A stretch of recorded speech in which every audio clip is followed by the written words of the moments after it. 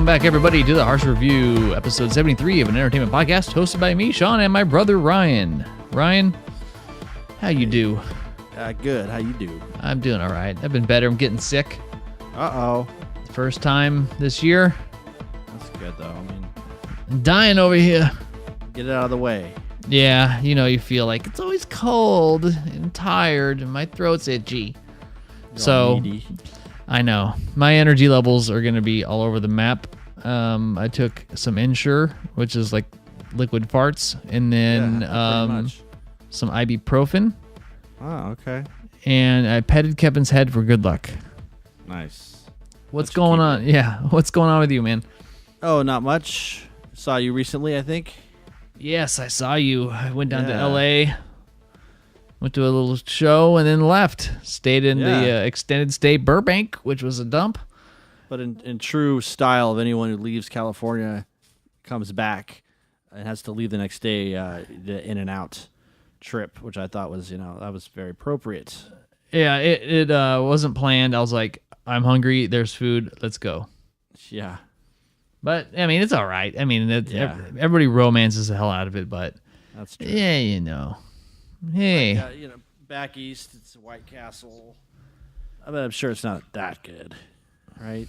I don't know. They're all like little burgers. Yeah, you can have 10 of them. Yeah, I can eat 10 of them. So we are here at this podcast to talk about movies, entertainment, things that interest us, that hopefully interest you. And we also like to talk about some movie news. And rumor has it that the Elder Harsh, also known as Ryan, has come prepared with some stories of news. Oh, yes. Enlighten thee. Sure. Where do I start? Well, I got some Game of Thrones news, but I'll share that for the tail end of our discussion and kind of tie that in with our talk about episode 2. Yes, episode 2. Speaking of starting off with a Game of Thrones, it's an episode we've already covered. Come to find out that the first episode of season 8 was helped out by none other than Mr. George Lucas. Oh, really? Yeah, can you guess what scene? Because it's kind of like it's in his Which wheelhouse. episode, the first or second? First one. Probably like the dragon scene. Yeah, right. I mean, that was very Phantom Menace with the stuff in the canyon or whatever. I wonder what help he did. Yeah, he showed up with his flannel shirt and just stood around looking important. Yeah, make him fly over here. Right. David Benioff said, when we found out George Lucas wanted to visit, we thought maybe it was a practical joke. We were probably hoping for that. Mm-hmm. And then we were really excited and also nervous because it's George Lucas. The director on the particular episode used Lucas's expertise directing the scene. You got it, between Daenerys and Jon at Winterfell. But it doesn't really say like exactly what he does, because I don't think he's like the best director. I mean, he's more of and we've talked about this extensively, like he was kind of saved by his editing partner / wife. He's a good story writer back in the day. I don't think he'll go down as like a fantastic director. He didn't. He doesn't have much of a catalog for that. Sure. So pretty interesting. Would have been more appropriate, I think, if like Quentin Tarantino came on board and helped out a little bit. But with the murder scene, yeah, right. But we got George Lucas, so yeah. Other news. M. Night Shyamalan, most recent release been Glass. Candid interview.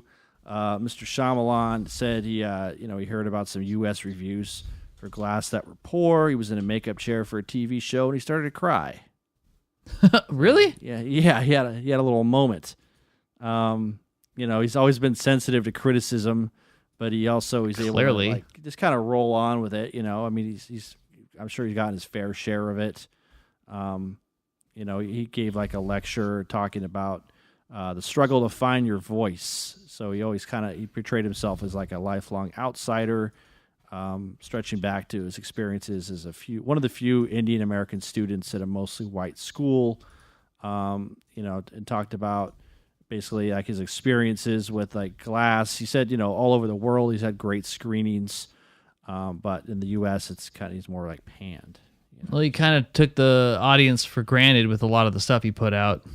Yeah, Yeah, I mean, it's kind of that same old thing. So, it seems like it's getting to him, but I don't know.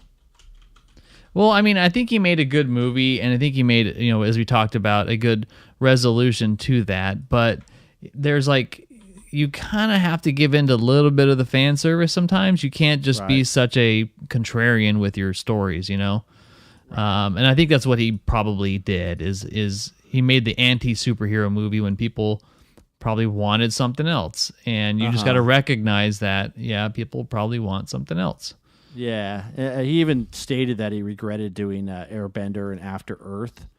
Damn right he did. Yeah, he said he was trying to do those, like he accepted those as trying to join the group, as he says. But he says, I did these movies, I rightfully got crushed because they rightfully said you don't believe in yourself, you don't believe in your own voice, and if you don't believe in your values, you really lost out. So, but he is moving on.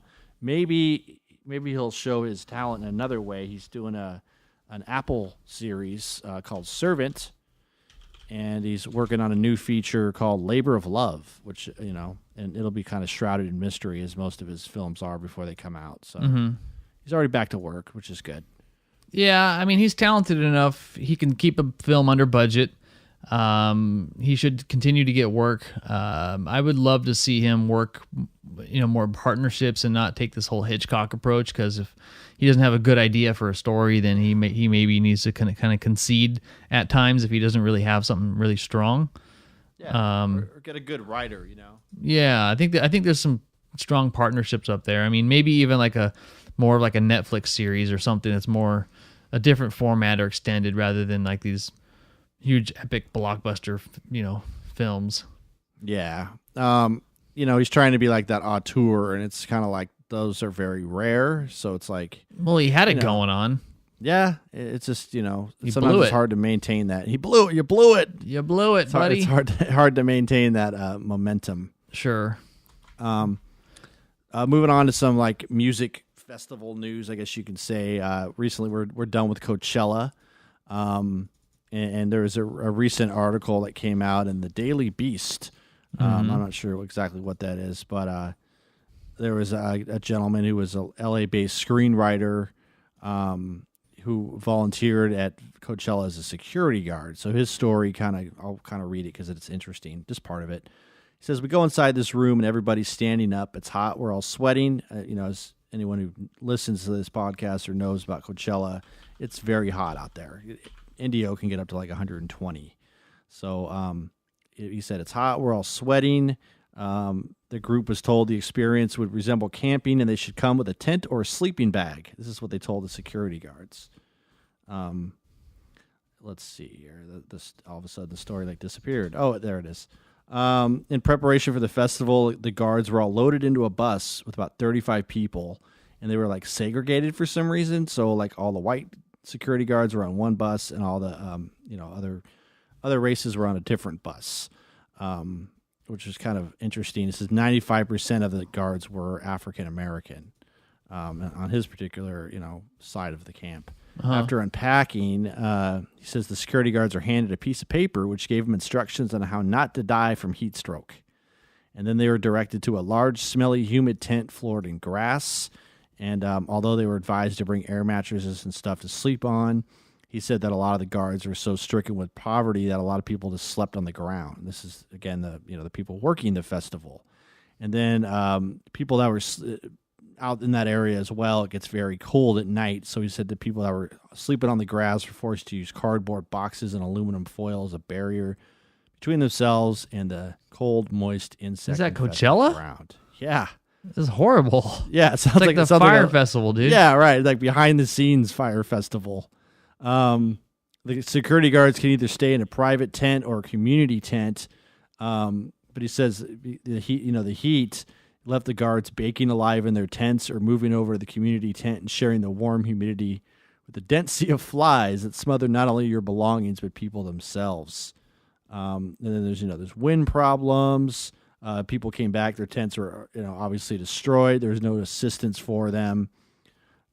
So even though the festival earned a total of 114 million, those who were working the festival were paid a measly $12 an hour. As far as food goes, the guards were left to fend for themselves. There was like BMW companies provided something of a sack lunch, which consisted of a can of tuna and or a single sandwich.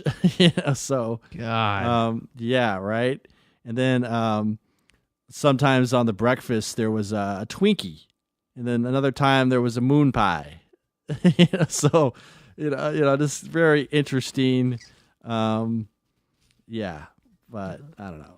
Well, that's a bit unfortunate. I wonder if the company that was responsible for that will be held accountable. Yeah, a lot of these guys, they couldn't shower just because the showers can only accommodate a certain amount of people. This guy was making some pretty legit claims, so I just thought it just caught my attention. I thought it'd be kind of sure. Yeah, it's definitely interesting. Yeah, these things don't always go as planned, and there's also things behind the scenes that you're having a good time, but you don't know about, because it takes a lot to put these things on. Absolutely. One more piece of news before we get to the GOT. As we know, the Disney Plus network is right around the corner. And little question for you, Sean. What do you think will not be on Disney Plus? Like, will there be anything that won't be there? Yeah, probably like the Deadpools and stuff like that. Mm-hmm. It probably only keep it family friendly. Nothing rated R. That's on the Disney umbrella. Yeah, I don't know. Yeah. Well, one thing that's in the vault that's not going to be added is Song of the South. Oh, okay. Yeah. Right. Yeah. So that's people were asking about that. Movie kind of makes light of slavery. Racist movie. Yeah, and then because Disney stuff's come out that he was something of a closet racist. So there's also Dumbo. There's a scene in Dumbo where there's like a Jim Crow character, making like kind of a racist caricature things. And Disney didn't comment on the report, but that's just kind of what they issued, said these things will not be there. So Dumbo will be edited from that part anyway. So coming out November 12th, offered at $6.99 a month. I just got November 12th, that far? Yeah, I just got my Netflix notice today. It's like, you will now be paying $12.99 a month. It's like, all right. Oh, they're just jacking it up too. Yeah, but I watch that the most, I think, out of all the others I have. I got YouTube TV to watch like the World Series. Basically, I think I might cancel it after Karate Kid. It's just too much You don't even need YouTube TV for Karate Kid. Yeah, it's now free content on just YouTube. Okay. Yeah, I mean, I pay for YouTube Plus so I don't get ads because I watch a ton of YouTube. Yeah. And that's like $10 a month. But yeah, I mean, it's not even a matter of like it's there's stuff's not good on it. Like there is, it's just I don't have time. I don't like watching too much. I don't want to flip channels and be like, what's on at this exact moment. That's like, what I'm everything doing, with me is intentional. Yeah, and it harkens back to why I kind of canceled cable for myself in the first place. It's just like I'm storing stuff, and then it builds up, and then it's like, okay, like now I got to watch 12 episodes of this Alaska show I've wanted to see. I don't have time, so Yeah, I don't like commercials. I just can't handle it. Yeah, you gotta limit your choices. So can't do it. Doing that. Can't do it. So that's Disney Plus and what you won't see. All right, Disney Plus. So. Let's get on to Game of Thrones. Okay. I'm liking this pace here, man. I'm digging this. This is like Ryan 2.0. Taskmaster here. Yeah, I'm digging it. This is like, Right? Yeah. Who runs Bartertown?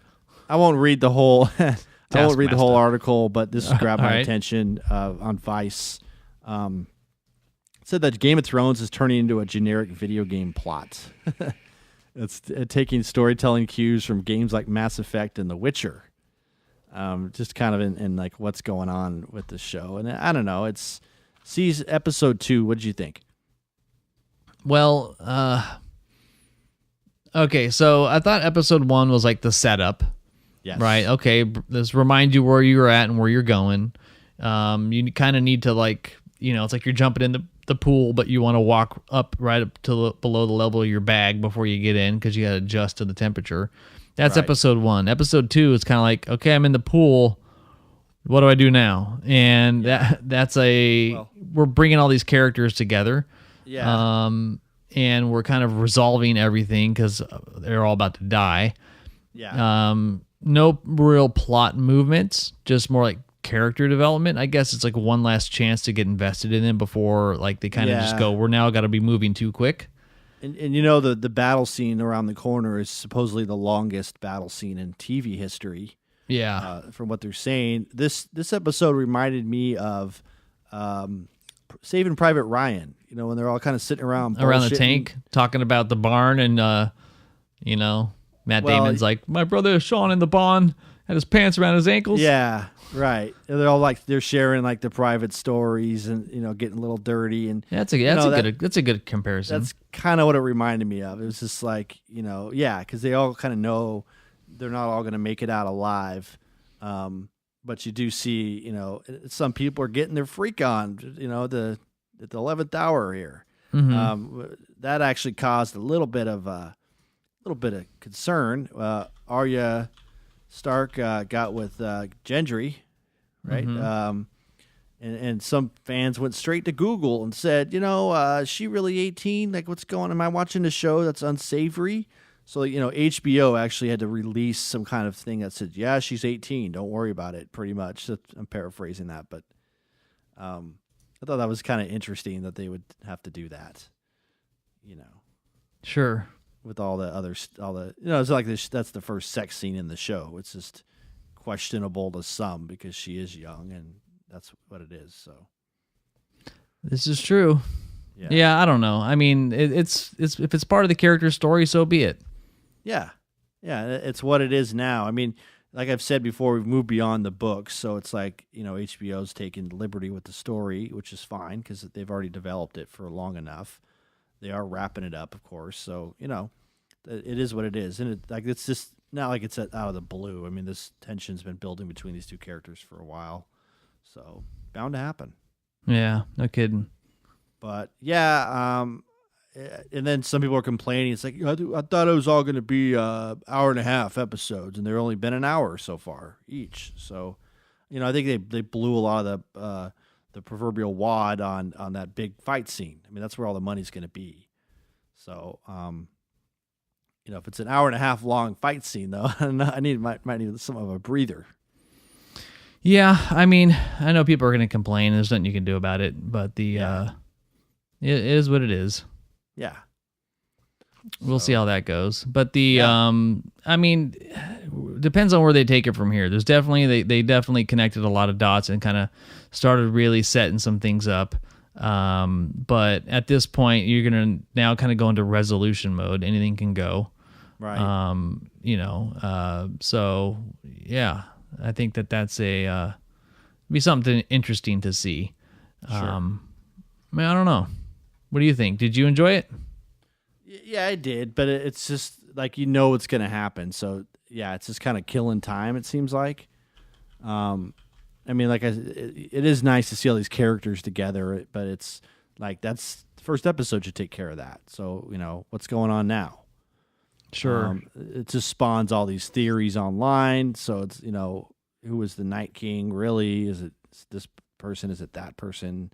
Who's going to get a seat in the throne? I mean, it's just a lot of speculation, but we're really only like 4 weeks off from the end. So, and most of these theories never really pan out either. Yeah, I think because they're so like extensively explained.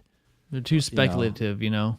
Yeah, and people with way too much time on their hands trying to connect the dots. It's just enjoy the story. It's been great so far. It's a cultural event. I mean, the last time someone followed a show like this, you know, week to week, I think was probably Lost, right? I mean, where Lost and then heyday. Breaking Bad, and then like Sopranos, Game of Thrones. I remember, but it's a big deal. So it kind of, I think it takes a lot of people back to like, you know, older TV shows before that, where you'd have that cliffhanger ending, and you actually have to wait, you know. So it's kind of different to binge this show. You know, it's okay. I mean. But it's even more of a thrill if you're just kind of keeping up on it and watching it from week to week. adds to that excitement. Yeah. So we'll talk about the big one next episode. But next episode is pretty hefty. We'll be talking about Avengers. Yeah, so that would have so by the time you're listening to this, episode 3 would have happened and Avengers would have been out. Yeah. So we'll be talking about those. Yeah.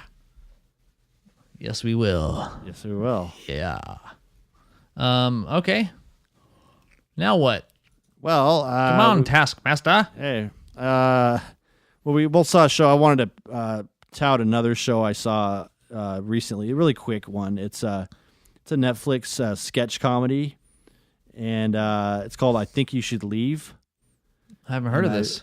Yeah, it's pretty funny. It's really not for everyone though. It really reminds me of like Mr. Show, which as you know, I love that. Yeah. And so this really reminds me of Mr. Show. It's 6 episodes and they're like 15 minutes each. And for those who would balk at the length, that's pretty much all you need. Like, they kind of go like, it's pretty, it's sometimes gross, very silly, absurd. But I enjoy it. I got quite a laugh out of it. I had a little time today after I watched our main feature discussion. So who's in this? No one I really know. His name's Tim Robinson. I guess he was on a Comedy Central show called Detroiters, which I never heard of. He was on Saturday Night Live for a minute, but he's in it, and then like a bunch of random people pop up. I've only seen like maybe 3 episodes, so I saw Glenn, like he was in one of them. Yeah, you know Glenn, right? Yeah, Glenn. Yeah. That's his name? From Breaking Bad, Glenn? Walking Dead? Hello? Yeah? Is that his name? The Asian guy? Yeah, sorry, you cut out there. Oh. No, yeah, Glenn from Walking Dead. Okay. Yeah. I was thinking Glenn from Breaking Bad. Oh. You mean Gail? Gail, that's right. Never mind. Who's on first? Gail, yeah. I see that guy in a lot of stuff, and I'm always trying to remember his name. And that's Gail. That's Gail. Hey, Gail. That's right. The jealous, jealous chemist. Yes. Your mix is just amazing. Yeah. But jealous chemist. So that show I recommend anyone who likes weird, comedy. But I had a little time to kill because we recently I watched what we're going to talk about for a little bit, which is the Umbrella Academy. Let's do it. Yeah. So this is a new Netflix venture. It's based on a Dark Horse Comics series. Stars Ellen Page and a lot of other people I've never seen before. Have you heard of the Umbrella Academy before this? Never. No? Never. Okay. I like comic books too, but Dark Horse is kind of like one of the, it's not quite Marvel or DC. They have a lot more like subversive, weird stuff. So I never heard of this. I knew it did a really good job when it first came out. Mm-hmm. A lot of people watched it, and I didn't know what to think. Like just from seeing it, I'm like, it looks. And I know you recommended it on the last episode. So hence I, looked into it. Wasn't really sure what I was going to get into. Like it just looked like on the surface, it looks like a, friendly kind of superhero show, but it is definitely not that. Yeah. So what did you think of it? You watched the whole thing, right? And I'll give you my impression, yeah. So to me, it's kind of like if the Royal Tenenbaums, Watchmen, and X-Men had a threesome. Exactly. This is what you would get. I had no idea what it was, so I totally went in just cold off of the thumbnail. Yeah. And I only had heard about it because I read something about how Netflix is starting to kind of like loosen the reins a little bit on like user engagement and it said that over 40 million something people have watched it so far. 40 million something households. So knowing that, I was like, what is this show? And then I remember it just kind of was like in your mind since then. Yeah. That's the extent of, my exposure to it. Uh-huh. And so I watched it and just kind of went like, this is kind of weird. Yeah. and it's definitely weird and kooky. But I liked that it was different. It had cool music. Yeah. Well, let's talk about that for a minute, because like it started off with like a Kink song, so I'm like, yeah, this is definitely like a Wes Anderson thing. Yeah. But a lot of the like I was constantly like Shazamming a lot of these songs. Just, I like a lot of the music they had. Like I know there's a Radiohead song in there. Yeah. One cool thing I thought they did with the music was Mary J. Blige is in it, and one of her scenes they played one of her songs, which I thought was kind of clever. Yeah, it was nice. But so it's like the music kind of like it's almost like it sets up certain scenes, or it's not like kind of like an extended video thing where they cut back and forth between characters while they're playing the entire song, which I think was interesting. Yeah, so I thought the music was cool. The songs they picked were pretty interesting. Yeah, so it was really well made, and I think the characters are pretty interesting. Some of them were not as much as the others, but it was definitely unique and creative. Right. Because there's a lot of like, what the hell? And like, you're just trying to wrap your head around this universe, and they don't really give you answers to a lot. Yeah, I mean, the first thing that got me was the talking chimp. Yeah, I was like, wait, hold on a minute. I was like, is this Virgil from Project X? Yeah. Do you know who does the voice of the chimp? I looked it up. That guy who played Elliot in Breaking Bad.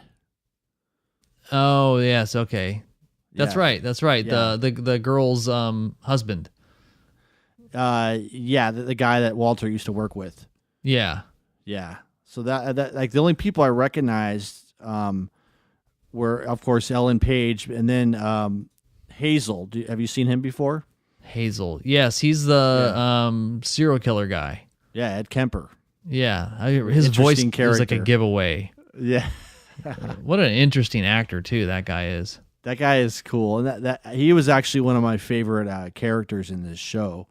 I guess we could kind of give a rundown. I know Sean did it the last time, but me. Yeah, right. Basically, it's like on a certain day, all these women have like immaculate conceptions, basically. Just all these babies all of a sudden. And then a lot of them, I think 7 of them are taken in by this kind of rich old dude. Right? I'm kind of shortening things up here, so I'm not going to give away everything.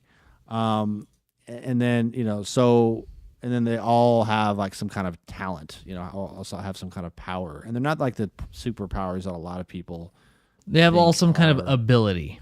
Right. So, one guy can talk to dead people. One of the girl has like a power of persuasion.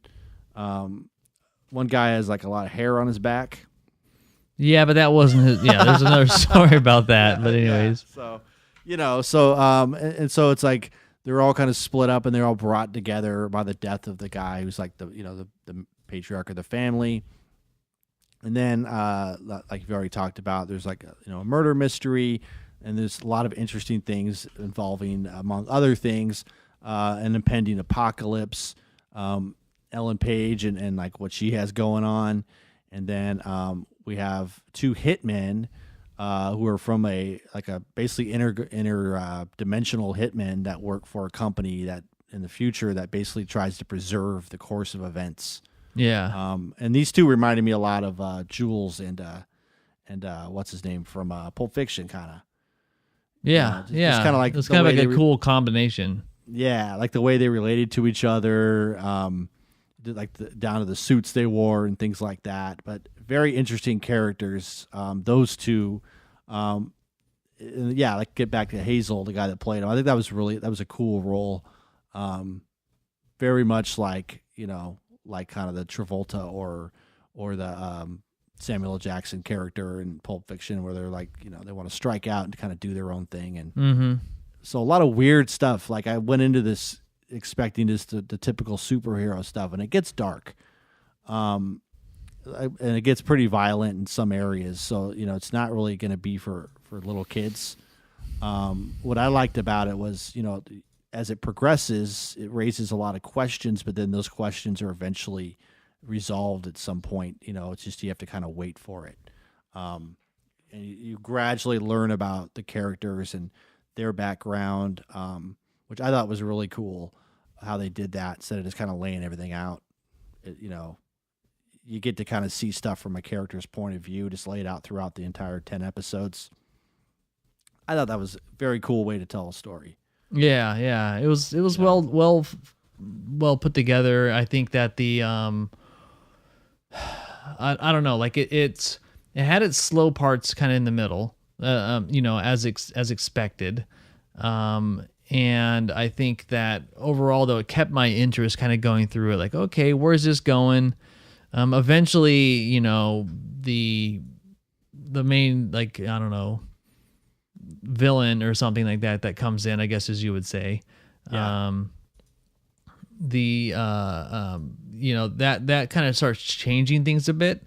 Mm-hmm. And, Ellen Page's character just got annoying after a while for me. It's like, go away already. Yeah, it was just kind of like one of those, this whole, I get it. Like, they did a good job building that out, but it was like, I'm special, and that whole thing kind of coming along.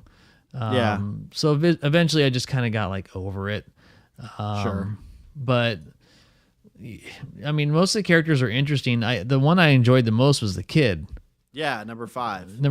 Yeah, he was he was pretty good. That's a good actor too. Because he did a good job playing like a old man like in a kid's body. Yeah. But I would say that the weakest part about it is that I guess the way to kind of build it up is that I don't want to give any spoilers or anything like that away, because I really encourage people to go and watch the show.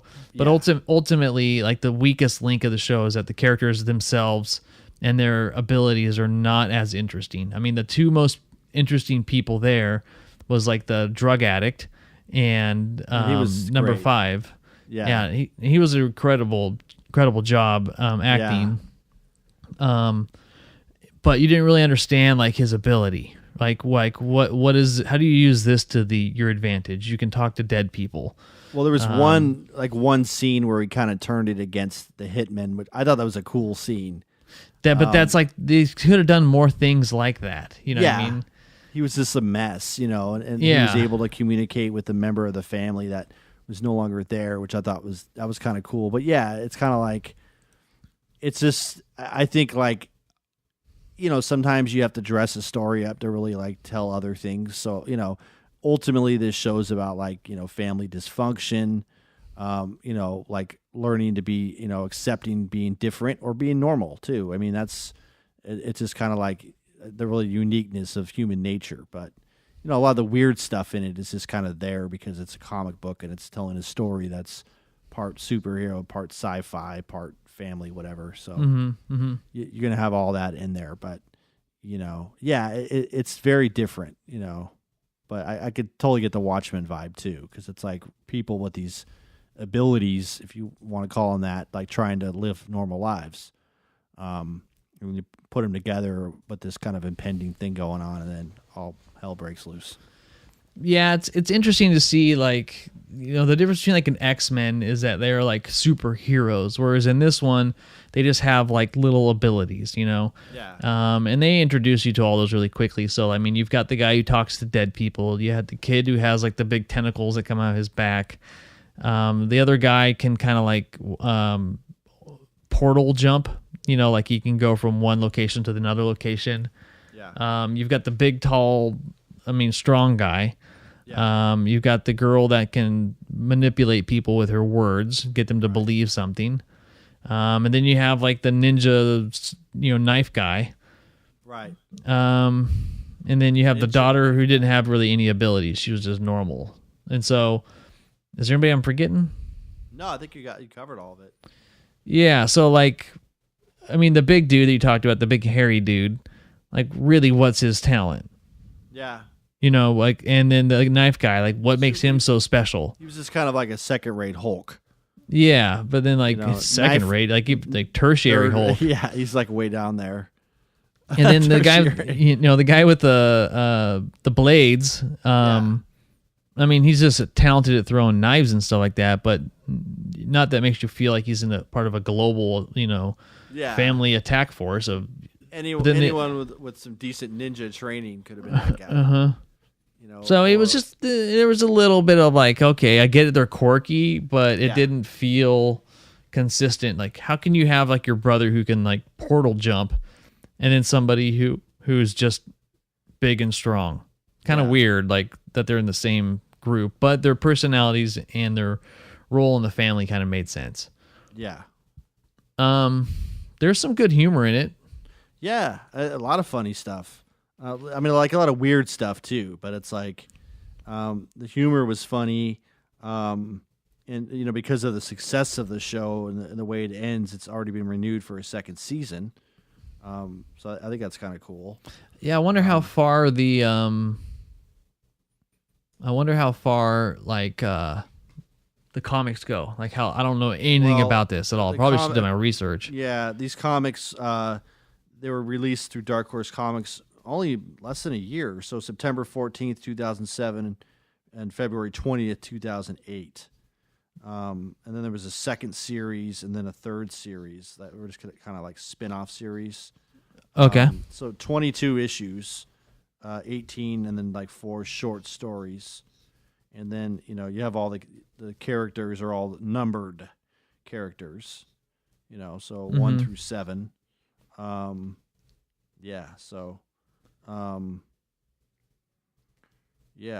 that's. So what did you think of the story arc and all that kind of stuff?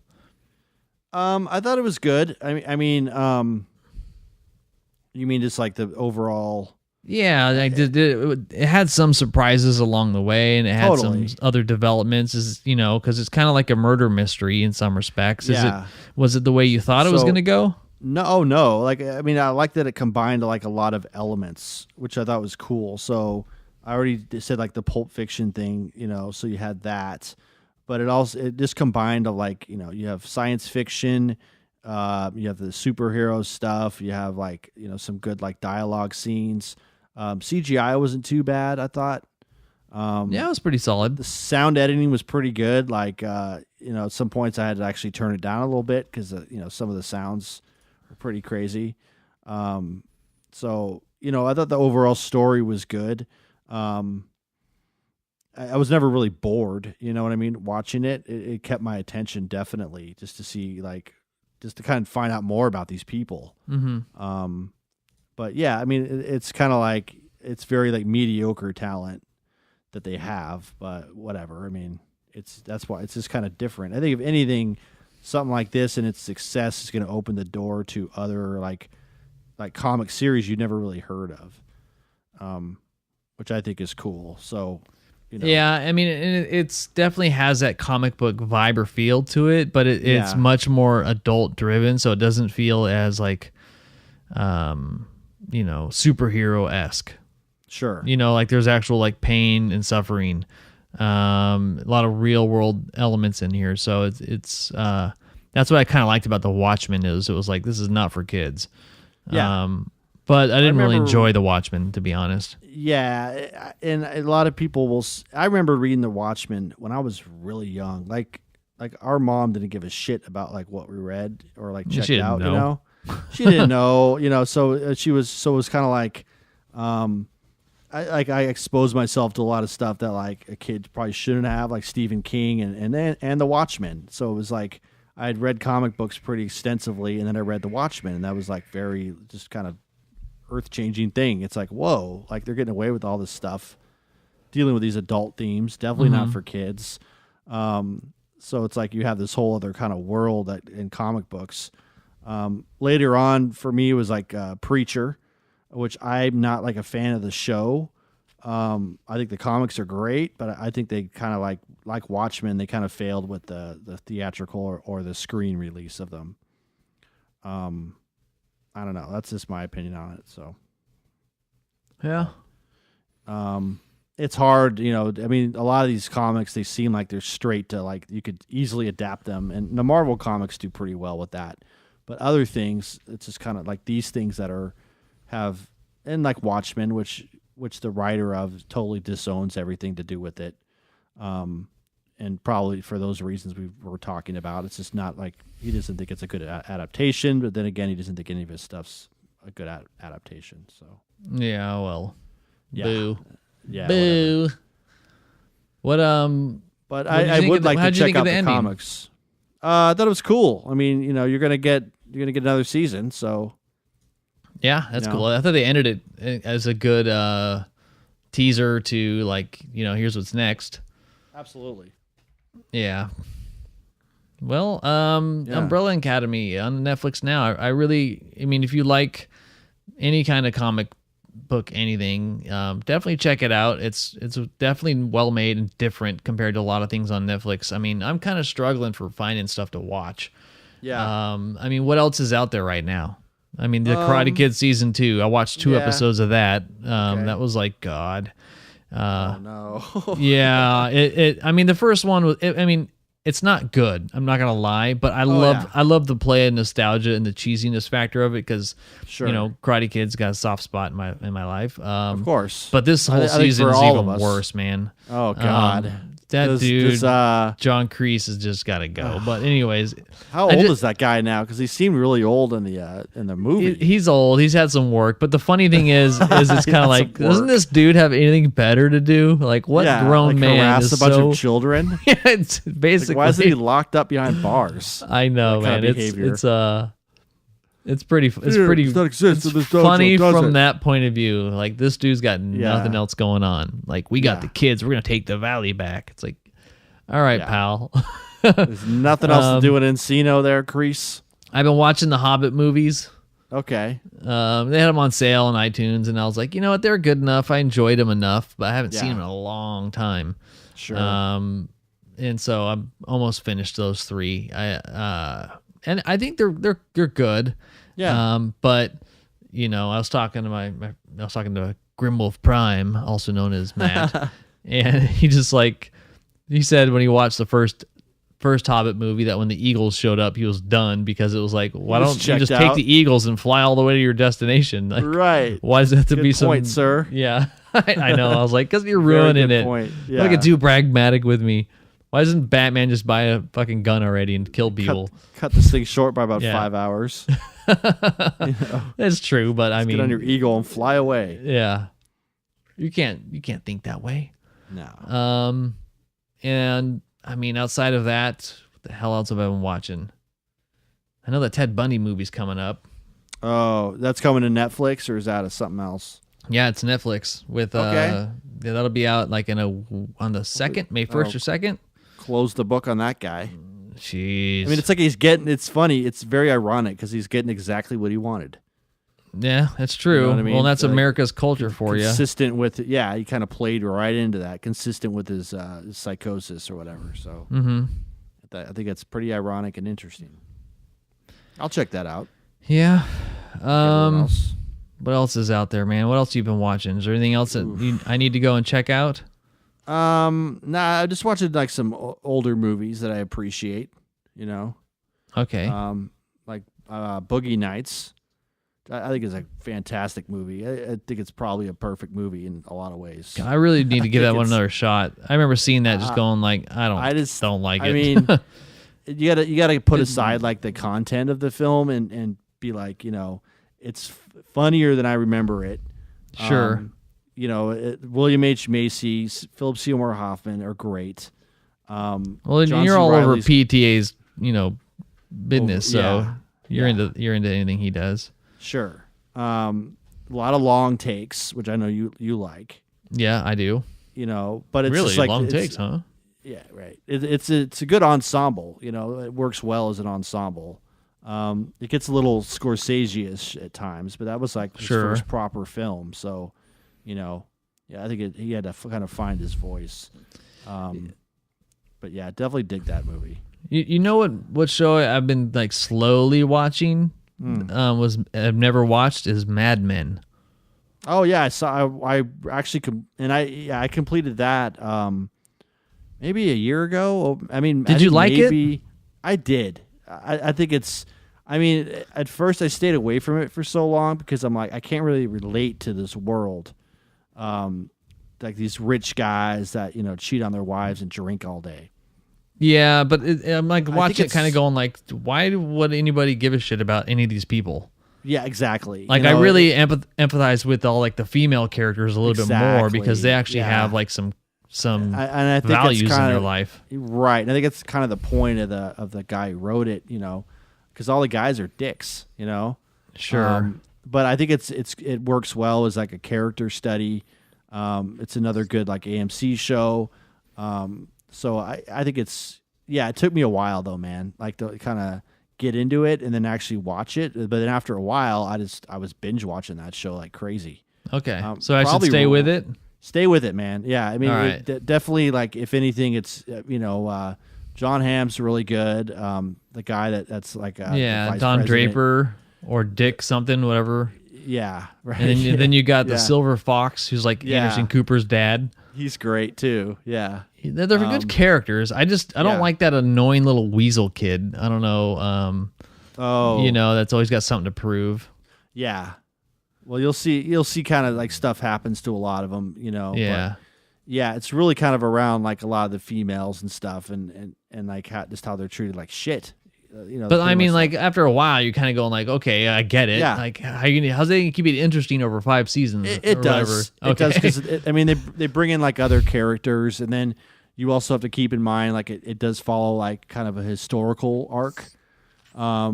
So it's like you like the presidential elections and JFK and all that stuff. Yeah. So I mean that was a really interesting time in history because like people say like the 60s were all hippies, but that stuff didn't really happen until late 60s.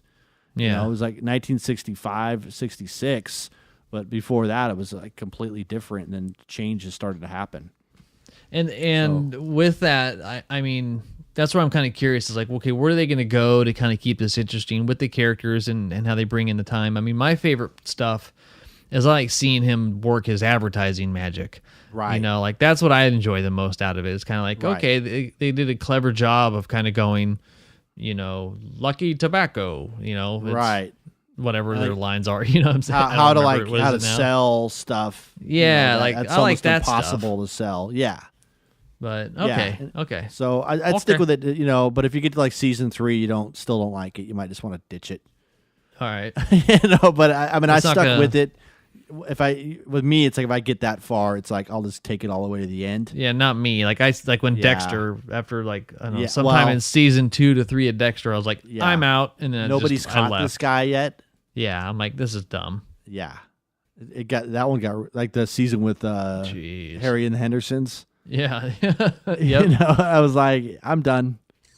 Check, please. That show is horrible. Yeah, it had potential when it started, but then it was like some secret Good Samaritan or something of like I secretly kill bad people, and then I don't know. Don't even get me started on that show. I mean, there's a lot of people who are very fond of it, but it is a terrible show. It's a shit show. Yeah, there you go. Pretty much. I am looking forward to the Deadwood movie. Oh, that's next month. In about a month, right? So end of May, I'll be done with work for a little while, so I'll have time to watch that, get into that. Maybe even catch up, Yeah, it's a good time to watch maybe season 2, not like, or season 3, whatever the last season was. What was it? Yeah, season 2? 3, I think. 3, yeah. Yeah. You can start from the beginning, but it's so good. Well, yeah. Swearingen, man, that character. He's the best. One of the best ever on TV. Yeah. It's like guys like that and like Al Bundy. It's like if that's all that guy does, I'm fine with that. I know. It's just like it's such an iconic like type character. They do it so well.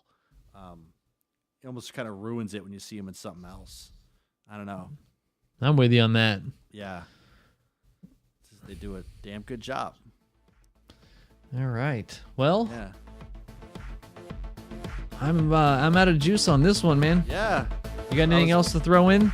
I was moving it right along. Yeah, dude, you ran out of steam though. Yeah, but you can only sustain this for so long. We're getting old. Yeah.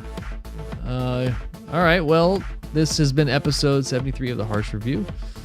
Thanks for stopping by. You can go check us out on the website at theharshReview.com, HARSCH. If you can subscribe on your podcast player of choice, we'll continue to talk about movies and just share our opinions. And if you find it entertaining, then listen to more of us. If not, that's cool too. we'll be back next time talking about Avengers and who knows what. The previews, we got plenty of stuff. More Game of Thrones, maybe Karate Kid season 2, maybe Mad Men. I'll give season 2 Karate Kid a shot.